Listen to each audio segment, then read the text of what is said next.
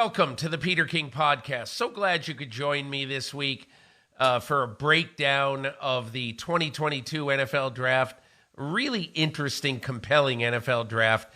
And we will get into it and break down an awful lot with this draft with my friend Paul Burmeister from NBC Sports. Some of the things we're going to be discussing this week in the pod. I think one of the oddest first overall picks in a long time, just from an anonymity standpoint. The draft just seemed to just really gloss over the first pick in the draft, Trayvon Walker of the Jacksonville Jaguars. I'm going to tell you why I'm overjoyed for the downtrodden fans of the Detroit Lions.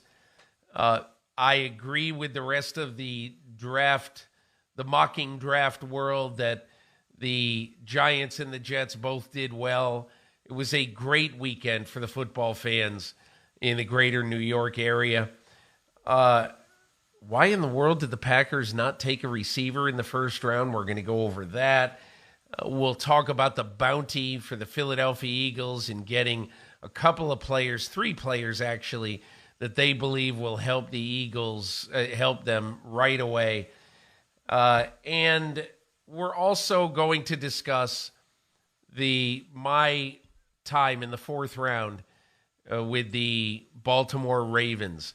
I had a really cool experience watching the Ravens speed draft. They went through 6 draft picks, the most in the last 50 years in any round in the NFL. And I think the one other thing that I think we'll get into that, that sometimes I'm always really hesitant because I don't do this for a living. The NFL people do it for a living. Sometimes when you question picks, I mean, you've had people living with it for 3 or 4 months. I just watch a pick being made like Cole Strange of the Patriots, and I say, what a dumb pick that was. And I'm sure Bill Belichick, who just might know more football than I do, has some reasons for that, and we'll see how that one goes. But that's one of the odd parts of this time of year in the NFL. You've got people like us questioning what NFL teams are doing. A, it's our job, but B, there isn't going to be a final answer for the next 2 or 3 years. Anyway, I'm joined now by Paul Burmeister. Paul, just curious, your overriding big takeaway from the draft as you witnessed it over the weekend? Well, in this moment here, Peter, as you're talking about Cole Strange to the Patriots, I was in an airport this weekend and I walked by. I was racing to one gate and I took a peek at one and it said Chattanooga. And I'm like, man, it's crazy what the draft can do. All I could think about was Cole Strange for the rest of that 4 or 5 gate walk down to where I was headed. But I guess, watching it on Thursday nights at a draft party with a bunch of work friends, it's always exciting for those of us who were kind of draft nerds, but it was kind of name after name of like not real sexy picks. I mean, when the quarterbacks aren't a part of it, you can love the draft as much as you want and love the roster building and all that. But when there are not quarterbacks involved, when there aren't running backs involved, it does lack some punch. So I would watch every minute of it all over again. I can say that in one breath, and the next, I certainly hope next year's and the years after involve a lot more like high level quarterback offensive splash kind of interest that this one just didn't have at the top. So I want to start right at the top, Paul, and I'm just curious what your thought was. And I know that you and I probably, certainly me, I mean, I don't spend a lot of time watching tape on these guys. And so in many ways it's unfair, but I thought what was really odd about this draft, one of the odd things is that the glitz and glamour of Las Vegas and all the weird stuff that happened during the course of the draft, just from a glitz standpoint. And here is the first pick in the draft, Trayvon Walker, unassuming guy, quiet guy, with his family at home in his living room in Georgia. The pick is made. He's excited. They show the draft room. Everybody's happy and shaking hands. And then I I bet it was like 45 seconds, maybe a minute. And then they just moved on. They showed a couple of highlights and they just moved on. And I just don't remember a time in the draft where the first pick was really so anonymous. Maybe that was just me, but how did you see the non-hype or that aspect of Trayvon Walker? The one part that was kind of a headline and a real attraction coming into this first round, Peter, especially at number one, the weeks and a lot of the days leading up was it was unknown. Nobody knew what was going to happen at number one. And even though we knew it wasn't going to be a quarterback, there was, hey, I wonder what it's going to be. And that had a certain level of an attraction and allure.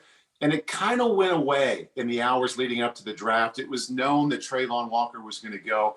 And then it's like, what do we know about this player? And I was trying to think of ways to put it into perspective. But if you back up to the National College Football semifinal in January and took that Michigan against Georgia game and said, okay, there's a future first overall pick on the field right now, who would have said Trayvon Walker? Or if you would have taken a bet and said, okay, the number one pick is on this field, would you take Aiden Hutchinson or would you bet on the field? And I don't know who would have bet on the field. So it's a player that even though we knew it was probably going to be him, people didn't know a lot about him. And you can't overlook the fact that it was Jacksonville. If it was Dallas making this selection, if it was Green Bay making this selection, I think it would have garnered a lot more attention. But because it was Jacksonville, second year in a row, I think that also had a lot to do with the fact that it's like, okay, there's the pick. What's next? I think one of the other things, and this was pointed out to me along my trail over the weekend by one NFL general manager, this was a pick that was not really popular among the GM fraternity in terms of, people looking at this and what would you have done if you were in Trent Baalke's shoes with the Jaguars. And he just wasn't that productive a player. He averaged 1 sack per 4 games while at Georgia. And while some people would say, well, he didn't play every snap, he didn't do it. I mean, what I would probably say is that, look, he had a tremendous supporting cast. And so he couldn't be single blocked a lot of times. He had to be single blocked a lot of times because there were so many other great players on that defense. Look, time will tell whether that's going to pan out or not. All I know is that for his entire career at Georgia, he's never had the spotlight on him. And now he's going to have the white hot spotlight of being the first pick in the draft. And, you get 6 sacks a year, that's not good enough. You better ratchet up your production. And so we'll see what happens. And again, I hate sitting here saying I thought it was a dumb pick because I don't think it's a dumb pick. I just think that there is going to be a tremendous amount of pressure on Trayvon Walker to be a great player when he made some plays in college, some great plays, but he was a cog in the wheel on a great defense. And now he's going to ask to be an NFL superstar. That is a big, big ask. So let's transition to the second pick. What I thought was really interesting here is that, and I heard this on Friday, that the Lions just put their pick in right away.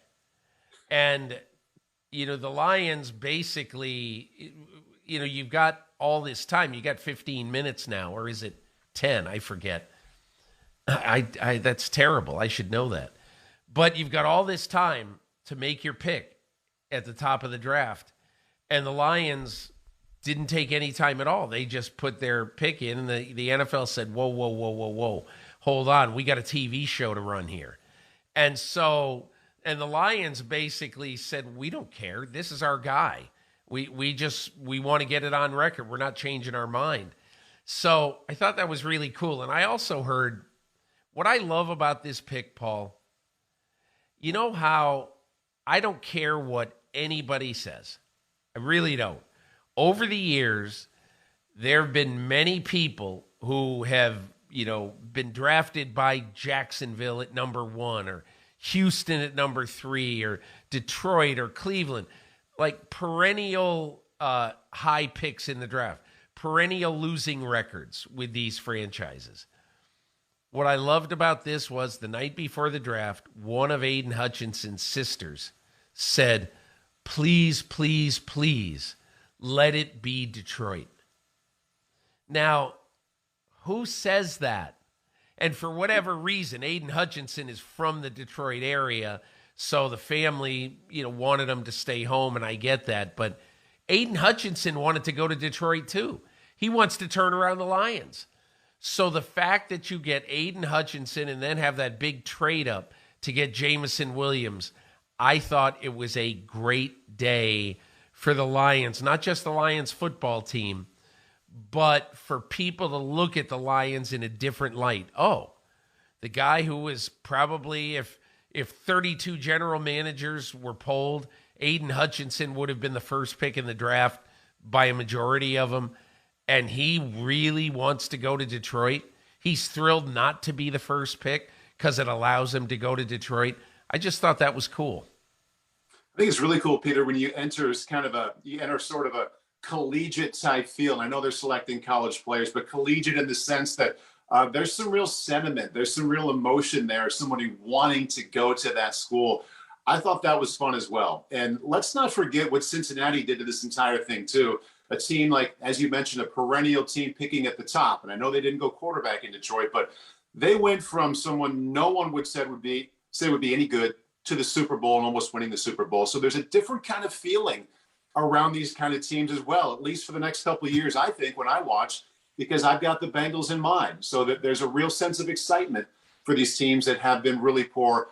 And also with their selection, you mentioned trading up in the first round to get Jameson Williams. I also look at this one kind of like Peter. Everyone's looking at the Rams for their example, and they started this being aggressive, giving up picks. We're going to go get our guy, and we've seen it at receiver in this offseason. And now the Lions, this team that's been pretty insignificant recently, they joined that club. They're aggressive too. You know what? We're going to go get this big playmaker as well. We're going to give up some draft assets, and we're going to get someone exciting and productive for our team, just like all these other teams that have been doing it. And that may not be the initial feeling that people get when they watch, but I thought of that when I thought of the Lions fans, that, maybe they're feeling a part of this group as well, that, hey, our team is taking note and we're part of this game as well. So, Paul, living in the New York area as I have for most of my professional life, really almost all the years since 1985, I have gotten used to fans collectively booing the Jets and the Giants on draft day. And in this particular case, I do not remember a year, ever, where the draft fortunes of both teams in the draft, both New York franchises, New Jersey franchises, that people went wild for them. And I think the reason why they went wild is that collectively, for most draft experts, there were 5 players picked by the Giants and Jets, and almost everybody had all 5 of those players, ranked among the top 15. And so the Giants obviously get Kayvon Thibodeau, the pass rusher from Oregon, and Evan Neal, the tackle, and could be a guard from Alabama.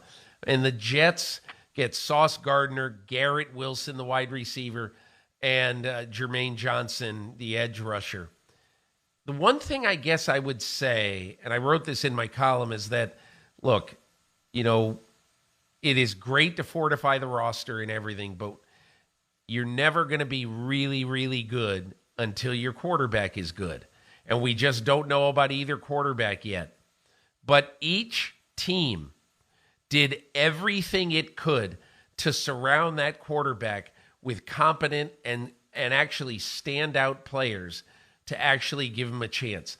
Let's go one at a time, Paul. Give me your thoughts on what the Jets did.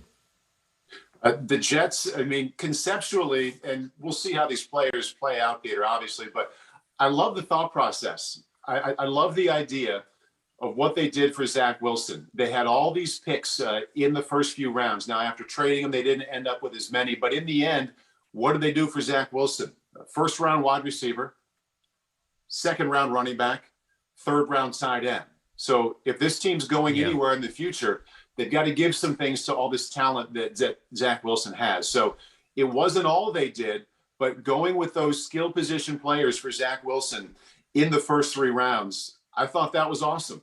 And on top of that, you can say 4 picks in the top 36, corner, edge rusher, most important positions on defense in the abstract, and wide receiver and running back. So I think you and I talked about this in the days leading up to the draft on your podcast, Peter, but I was really watching the Jets because of those 4 picks in the top 40. I think it might have been 5 at one point, but they end up with 4. Edge rusher, corner, receiver, running back. Love the thought process. Love the idea of what they did. Yeah, I agree with you. I think they did everything they could. It was a great day for Joe Douglas. You know, I wrote this in my column this week that the Giants, I think, had some reservations near the end about Kayvon Thibodeau.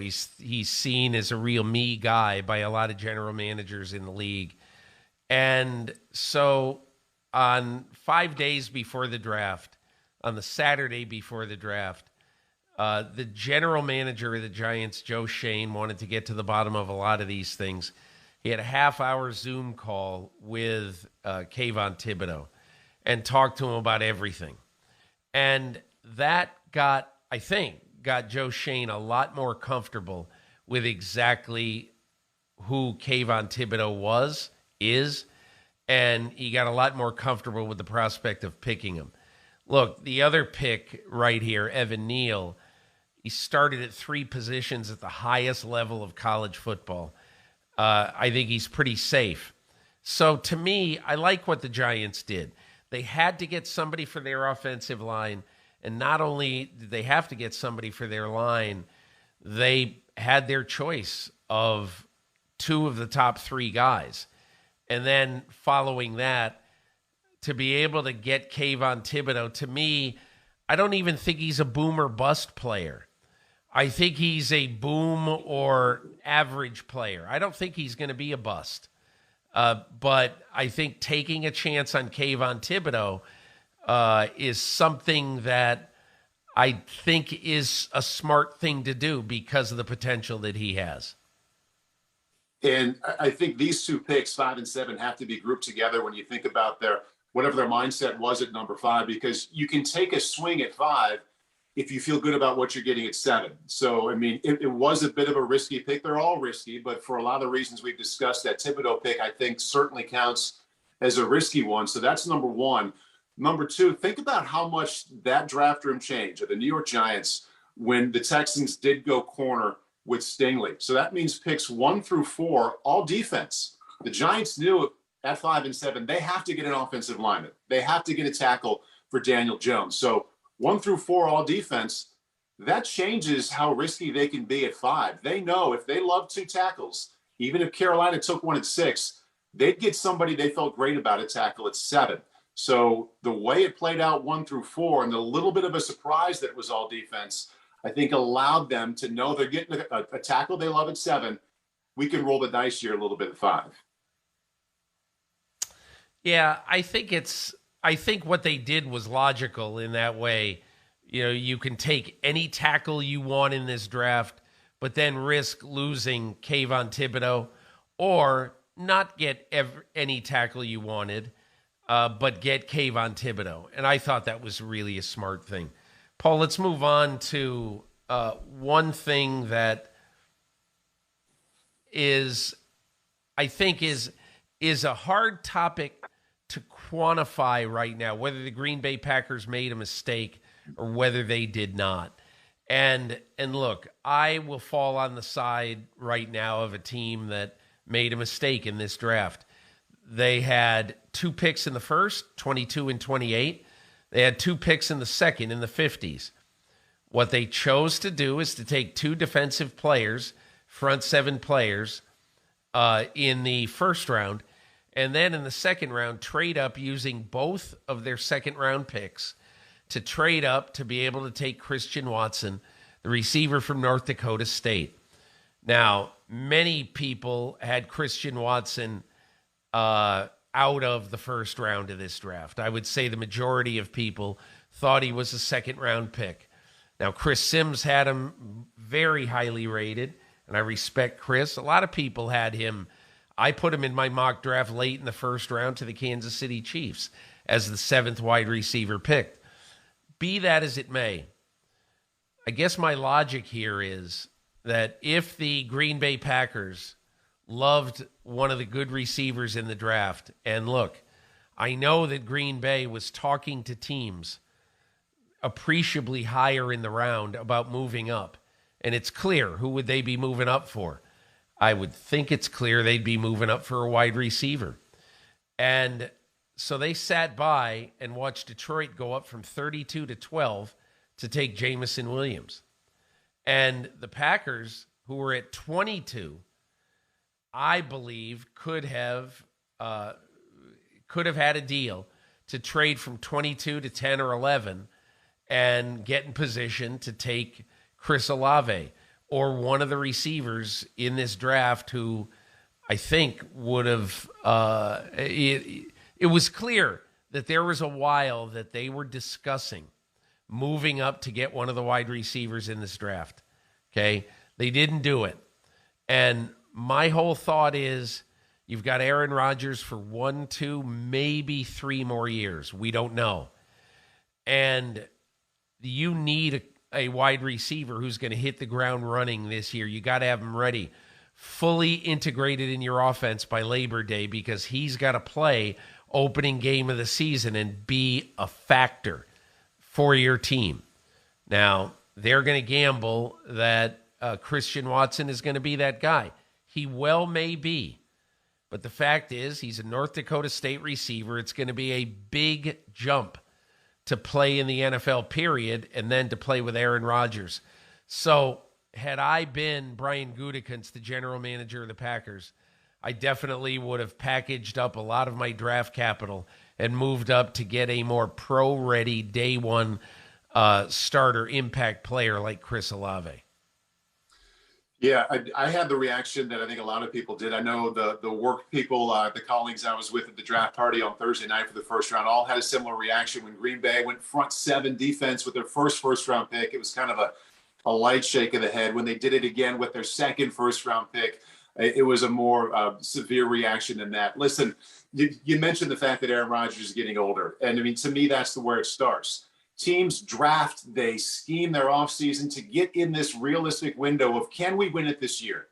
Green Bay is in one of those windows, but not for much longer. And they're in it because of Aaron Rodgers at the top of the list. So using those 2 picks to go up and get someone made all the sense in the world. And you also can't ignore what they lost. I mean, Devontae Adams was the 1A to Aaron Rodgers. So small window that's running out. And the best receiver in the game, or at least the most productive last year, out the window. So there's a lot of reasons to look at this like it wasn't the right thing to do. If you want to be positive and say, I don't mind what they did in the first round, you believe in Christian Watson, the second rounder, and then you also look at the total package of the Packers and say, they won a whole lot more than they lost last year. They're in this window of a team that could win because the defense is really good too. The offense didn't have to score 30 points a game to win, and they just strengthened the top 10 defense with a D lineman and a linebacker. It's not my first reaction, but I don't think it's crazy town to go over and explain why it is a pick. It is 2 picks that make sense for the entire team when you look at how that entire team, offense, defense combined in Green Bay, won a lot of games last year. Tell you what, tremendous pressure on Aaron Rodgers. Tremendous pressure on Aaron Rodgers because he's going to have to get a 1AA receiver ready to play right away. And you're going to have to do it with a very much a lower level of depth at receiver than you had a year ago. And again, look, it's not over. Maybe the Packers can make a trade for, a lesser receiver. Who knows? But, man, you're asking Aaron Rodgers to do a lot. You always ask him to do a lot. I would have handled it differently if I were the Packers. Paul, on Thursday night, I was in Philadelphia. I went to see the the Philadelphia Eagles, and I didn't have any specific plan. I didn't really think they were going to do anything. In fact, before I went there, Howie Roseman basically communicated with me and said, I wouldn't expect much. Don't expect a lot. Are you sure you want to come? And I didn't know what was going to happen, but I just trust Howie Roseman that if there's a deal to be made or news to be made, he's got a good chance to make it. So I was shocked like everybody else when I heard about the A.J. Brown trade. I didn't know anything about it. And here's the two interesting things about the trade. They agreed to the terms of the deal. Basically, the 18th pick in the draft and a third-round pick for A.J. Brown, but the deal was contingent on getting a contract with A.J. Brown before the pick came up, before the 18th pick came up. So it turned out to be a great strategic thing that Howie Roseman could have in his pocket, because he didn't start talking to the agents for A.J. Brown about a new contract. And he said until about 10 hours before the deadline. And he told the agents, he said, listen, this deal is not done unless we get a contract done first. And so Howie Roseman had it in the back of his mind. We know that we can pull out of this if we don't get a deal done. And Paul, everybody said, boy, 4 years, $100 million, that's a lot of money. Probably fair. Here's the way I look at it, though. A.J. Brown has 1 year left on his contract right now. The 2020-2022 season at $4 million. So it really, to my way of thinking, the Philadelphia Eagles are committed to A.J. Brown 5 years, $104 million, basically $20.8 million a year. And to me, to my way of thinking, you paid a lot in draft capital for A.J. Brown, but you're getting him, in my opinion, for a pretty reasonable amount of money. $20.8 million a year in his prime, as we see the numbers for all the wide receivers sort of explode. And I think it really makes sense to me when I think about what I saw from the Eagles in the second half of last year, Peter, and also the last time we saw them. It was kind of a lifeless loss in Tampa to Tom Brady, the Buccaneers, in playoff time. Listen, they became a playoff team last year because of their running game. It was one of the best, if not the best, in the NFL. While that was going on, you have all these questions. Is Jalen Hurts really the guy?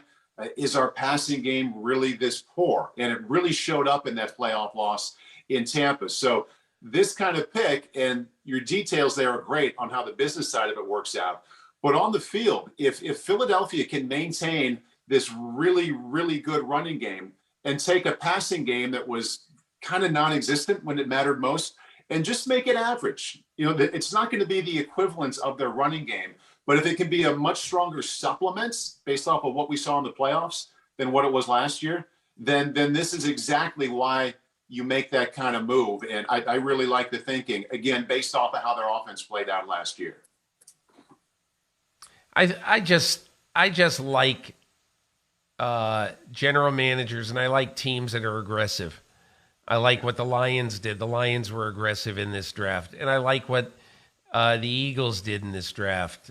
And look, when you have some significantly high picks like the Giants and Jets did, you're probably going to like what they did too. But I think these two teams, one of the reasons I wanted to talk about them is that they basically were aggressive, and I think they ended up better at the end of draft weekend than they were at the beginning of draft weekend. Paul, so I ended up being in the Baltimore Ravens draft room for the fourth round of this draft. The reason I did this year is because it was a weird year for the draft. It wasn't a real sexy draft at the top.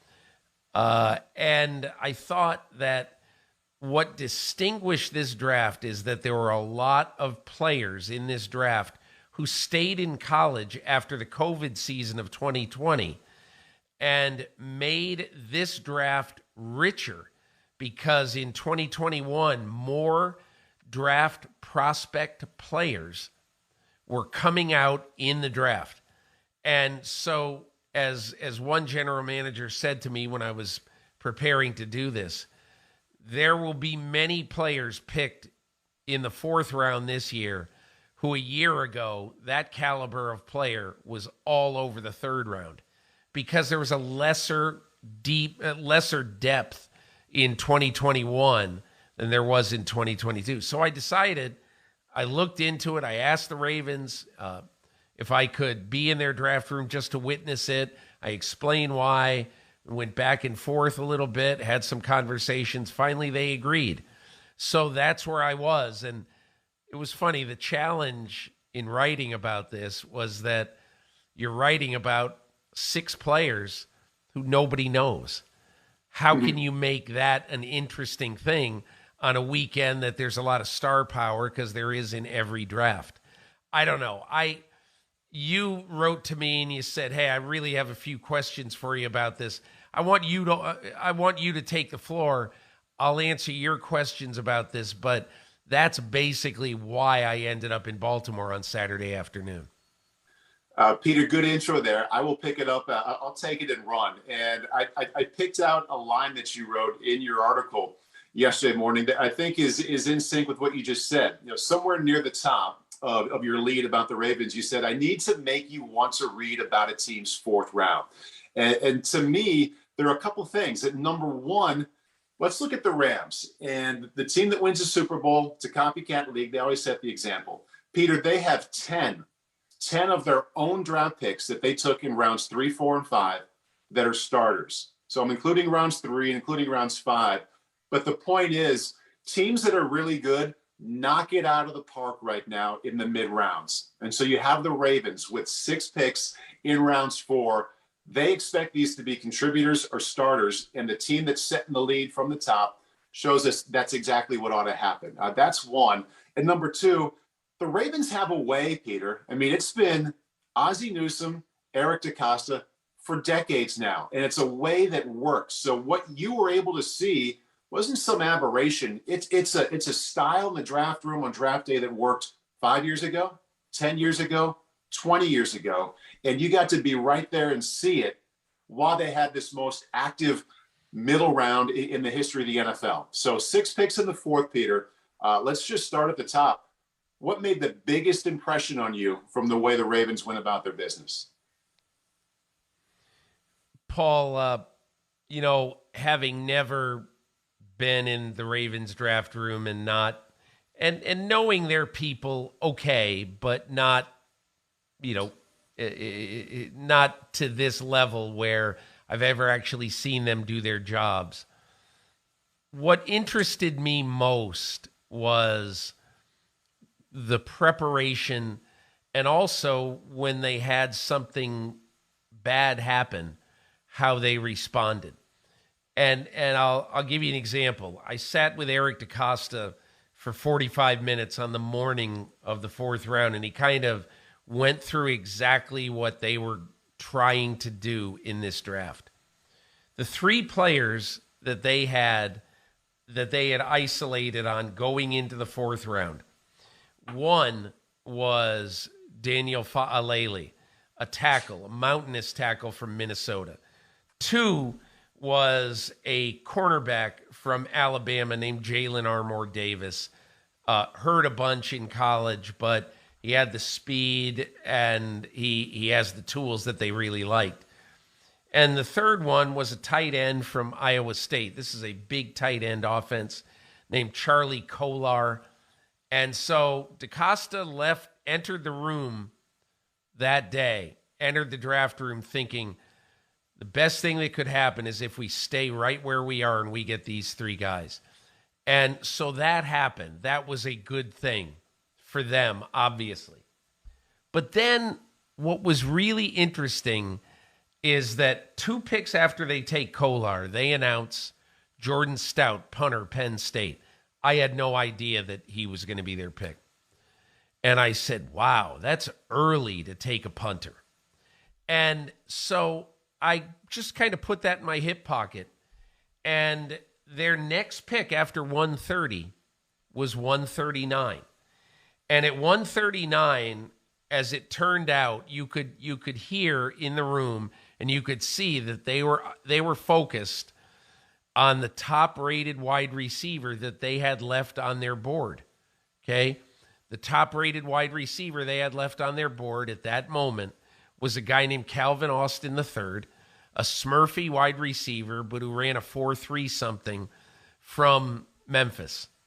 And so as the picks went on, 132, 130, he was still there. Calvin Austin was there.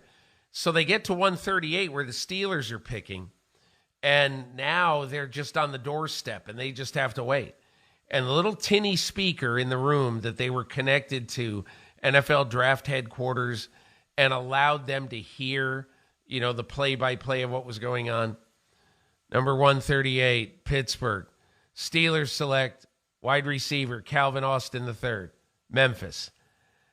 And a voice came out of the room. The first voice was, "You got to be bleeping kidding me."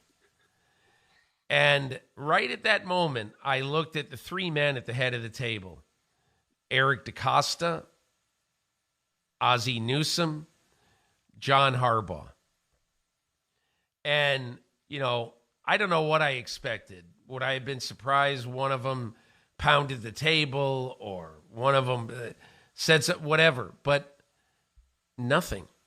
It was like no reaction whatsoever. It was like, you're on the clock, move on, let's discuss our next alternative. And it was clearly a tight end / wide receiver from Coastal Carolina named Isaiah Lively. So right away, the conversation, Harbaugh asked the offensive coordinator, Greg Roman, hey, can you find a spot for Lively? Can we use him? Yeah, we can use him. Scouts talking back and forth a little bit about it. And so DeCosta said, hey, we're taking Isaiah Lively. He gets on the phone with him, shoots the breeze with him for a minute, and that's it. And again, I don't know what I expected, but they just simply moved on to the next pick. And I thought my one overriding memory of the day will be getting socked in the gut by your arch rival for the last receiver on the board that you truly wanted. And you get socked in the gut. And then what happens? What's the next thing that happens? You got to make a pick in like 4.5 minutes. So let's just move on. And that was really kind of a cool thing that I noticed about the Ravens draft. Reminds me of something Brian Billick told me about the Vikings draft rooms that the late Denny Green would always say. He would tell everybody, you better like a lot of guys. Don't love a few. Don't like, quite a few. Like a lot of guys, because a lot of them are going to go and you got to move on to the next one. In that situation, and I had this jotted down here, when that happened, the guy you want, he goes. You've got 4.5 or 5 minutes to make a call. And you mentioned the coaches a little bit. I wondered about this particular situation, and I've wondered for years about this. And I know every draft room works a little bit differently, but how much interaction, when everybody's surprised, how much interaction is there with the coaches, with the coordinators? How much of a say do they get to have in this conversation? It's got to come together very quickly. By that time, they've already had most of their discussions, Paul. So they know at that moment. And the one thing I couldn't do is I couldn't list the grades of the players. That was one agreement I had with them. But I basically said that this was the receiver that they wanted. They already got the tight end that they wanted. But at that particular moment, they wanted a potential offensive weapon. And they didn't have a running back who they loved right at that place. no receivers that they really loved. And so Isaiah Lively was their next guy. And Isaiah Likely, excuse me. But I'll tell you what was really kind of interesting at that moment, because as DaCosta told me later, when I was leaving after their last pick, he said to me, when I asked him about losing out on Calvin Austin, he just shrugged and he said, that's the draft. Because we do that to teams too. You know, we've had it done to us over the years. But here was the interesting thing. One of the things we don't think about that much is, okay, you've got the 141st pick in the draft. And, you know, is there a player you really like right now? Probably not. You know, is there a player you're sure is going to make your team and be a starter? Probably not. So what do you do at that point? And I thought it was really, really interesting how DaCosta handled the last pick of the draft. The guy who he wanted was a guy who one of his national scouts, David Blackburn, David Blackburn had come into his office that week and campaigned for Demarion Williams, a cornerback from Houston. Demarion Williams, a 4.52 guy in the 40. And you're going to draft a corner, and you're going to line him up next to Jamar Chase. And, you know, it's a mismatch. And why would you do that? Because when you're at this point of the draft, you're drafting traits. You're drafting a 2-year captain in Demarion Williams. You're drafting who, in his coach's eyes, was the most competitive player on the team, on either side of the ball. The best leader they had had in their program. All of these things that you're doing, and a guy who absolutely loves football. So those things count when you get to 141. Demarion Williams, I will be shocked if he doesn't make this team and have a role, probably mostly on special teams, but I will bet that he'll be active a lot in 2022, and he will have a role at some times in the regular defense, and he'll make some plays. So all the time I'm thinking, man, who's left at 141? It is a traits player. And I mean, really every team, the good, the average, and the bad, they have at least one. A lot of teams have more than one, pick, late round, last round pick who ends up being a pretty good player. But Peter, I'm going to test your observational and reporting skills here just a little bit. Look around me. Do you see anything in my background that's new or here just because of something I saw in your article over the weekend? I see a giraffe, Paul, and I wonder why that's there. I saw it in your article. I saw you had a picture of this exact same giraffe. I recognize it from my youngest son's room that Baltimore GM Eric DaCosta brings in there because he wants people to feel like they can stick their neck out and have an opinion.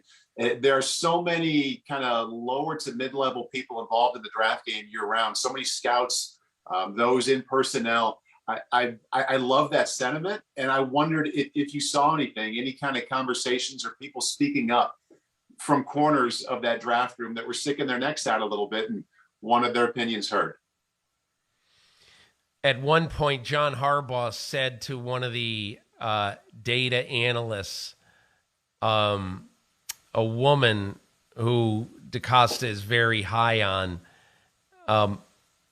I think she went to Carnegie Mellon, but she's become a valued member of their organization, as everybody was in that room. Harbaugh went to her specifically and said, "Hey, do you like this pick?" And she said, "Yeah." And they talked back and forth a bit. But I think what has happened, Paul, like I said a little bit earlier, most of these decisions are already made by the time they get in the draft room. they know what they're going to do if they get robbed out of Calvin Austin.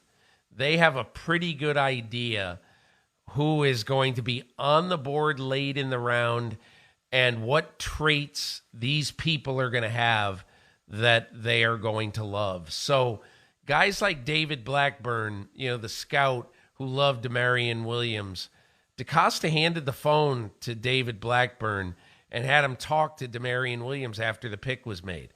That was kind of a cool thing. And Ozzie Newsome was handed the phone after the Alabama corner gets picked. And he goes, "Hey, Jalen, roll Tide." And so there were a lot of little good interactions. But there was sort of, Paul, I would call it a respectful silence that was in the room for most of the draft. In fact, very, very little, because everything happened. They made 6 picks in 95 minutes.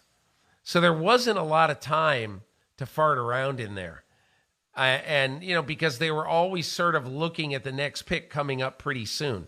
So it was pretty much, I'd say it was pretty much all business the whole time I was in there.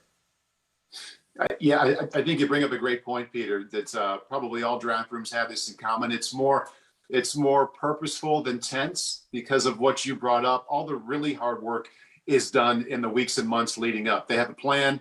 Again, they have a lot of players they like, and come draft day, it's probably not fun, but it's I would hope there's a sense of enjoyment in there that they're getting to put all that year's work into play. And if they're prepared, there's no reason for it to be anything other than purposeful and businesslike. Paul, it's been fun to bat everything around. We have a couple more podcasts to go. I think 3 more before I take my little summer break. But I want to thank you, as always, for being such a valuable part of the show. And I look forward to, I thought maybe in the next couple of pods, we can really take a couple of dives into specific teams that have really changed this offseason. I know I want to talk about Denver.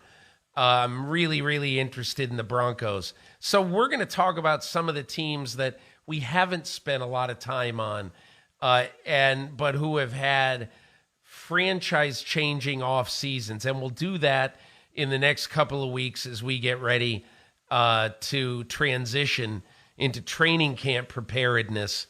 And it's crazy; it's only about 10 weeks away now. But Paul, thanks so much for joining me this week, and thanks for joining me every week on the Peter King Podcast. Hi, I'm Mike Tirico, and thanks for watching. Make sure to hit subscribe for the latest news and highlights from NBC Sports.